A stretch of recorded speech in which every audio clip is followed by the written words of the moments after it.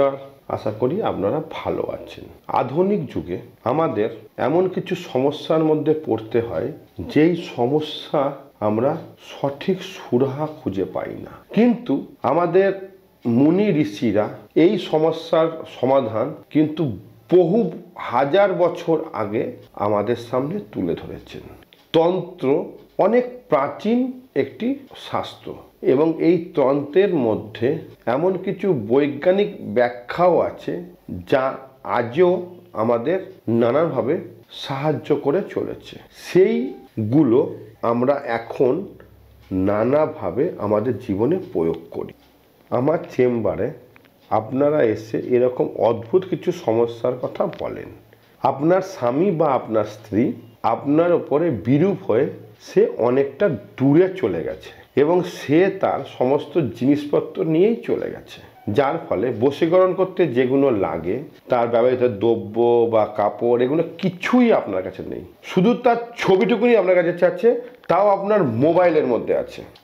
তখন আপনি কি করবেন? যে বশীকরণ প্রয়োগ তন্ত্রশাস্ত্র আমাদের শিখিয়ে দিয়ে গেছে, সেই বশীকরণের মানেই আমরা কেউ অনেকে জানি না।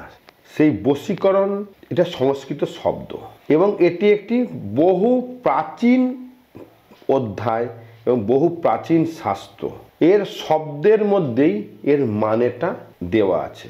বশী মানে আকর্ষণ বা প্রভাব বা নিয়ন্ত্রণ বা মোহন।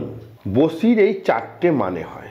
করণ, করণ মানে এমন একটি মাধ্যম যার মাধ্যমে আপনি আপনার মনের মানুষকে সম্মোহিত করতে পারেন।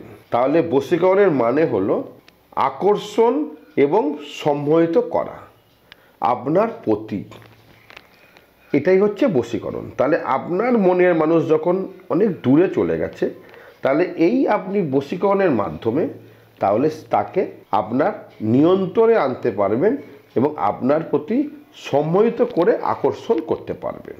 এবার আপনি কি করে করবেন? ফটো বশীকরণ এর মন্ত্রটি হচ্ছে মেন মন্ত্র। যদি আপনি সঠিকভাবে উচ্চারণ করতে পারেন এবং অবশ্যই মা কামাখ্যার প্রতি সম্পূর্ণ আস্থা রেখে, ভক্তি রেখে, বিশ্বাস রেখে এবং স্থির মনে এবং আপনার মনের মানুষকে আপনার অবয়ের মধ্যে তার মুখমণ্ডলটাকে ভাসিয়ে এবং শান্ত মনে যদি করতে পারেন, তবেই এর কাজ সম্পূর্ণভাবে আপনার হবে। কি করতে হবে? কারণ এই মন্ত্রের ক্ষমতা এতটাই বেশি, যদি আপনি এটি সঠিক প্রয়োগ করেন আপনার কাজ অবশ্যই হবে। আপনি আপনার শয়নকক্ষে, যেখানে আপনি এবং আপনার স্বামী বা স্ত্রী একসঙ্গে সংসার করেছেন, সেই ঘরে আপনাকে শুক্রবার শুক্লপক্ষে আপনাকে উত্তর দিকে মুখ করে ঠিক রাত্রির 1টা থেকে 2টোর মধ্যে আপনাকে বসতে হবে এবং ঘরটি অন্ধকার হওয়া চাই এবং হালকা আলো আপনাকে জ্বালিয়ে রাখতে হবে। না, সব থেকে ভালো হয় একটি ঘিয়ের প্রদীপ জ্বালিয়ে তারপরে আপনি এটি করবেন। গায়ে আপনি সাদা বা লাল বস্ত্র রাখবেন এবং কম্বলের আসন পেতে উত্তর দিকে মুখ করে আপনি বসবেন এবং আপনার মোবাইলে আপনার স্বামী বা স্ত্রীর ফটোটাকে রাখবেন এবং ঠিক ফটোর যেখানে মুখমণ্ডলটা আছে, সেই মুখমণ্ডলের যে কপাল আছে, সেই কপালে আপনি আপনার তর্জনী আঙুলটা রাখবেন। প্রথমে তর্জনী আঙুলটা রাখবেন, রেখে এই মন্ত্রটাকে 108 বার বলবেন। মন্ত্রটা আমি বলছি, খুব আস্তে আস্তে বলবো, আপনি লিখে নিন।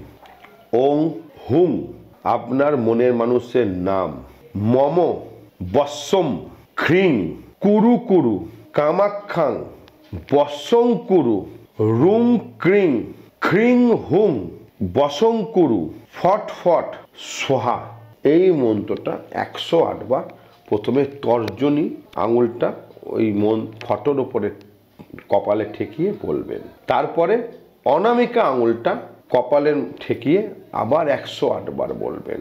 তারপর মধ্যমা আঙুলটা কপালে ঠেকিয়ে 108 বার মন্ত্রটা বলবেন। তারপরে কনিষ্ঠ আঙুলটা কপালে ঠেকিয়ে তারপরে মন্ত্রটা বলবেন। তারপর শুধু ছবিটা রাখবেন এবং 108 বার মন্ত্রটা বলবেন এবং 108 বার ছবিটার উপরে ফু দেবেন। এইভাবে 5 বার আপনাকে করতে হবে এবং মন্ত্র করার সময় সম্পূর্ণ মনটাকে স্থির রাখতে হবে এবং প্রত্যেকবার মন্ত্র করার সময় আপনাকে চোখ বন্ধ করে আপনার স্বামী বা স্ত্রীর মুখটাকে আপনার চোখের মধ্যে ভাসাতে হবে এবং মন্ত্রটা করতে হবে। করে দেখুন, গ্যারান্টি দিয়ে বলছি অব্যর্থ ফল পাবেন এবং ফল পাওয়ার পর অবশ্যই আমার ভিডিওটাকে শেয়ার করবেন এবং লাইক করবেন এবং অবশ্যই জয় মা কমেন্ট করবেন। করে দেখুন, গ্যারান্টি দিয়ে বললাম ফল পাবেন। জয় মা কামাখ্যা।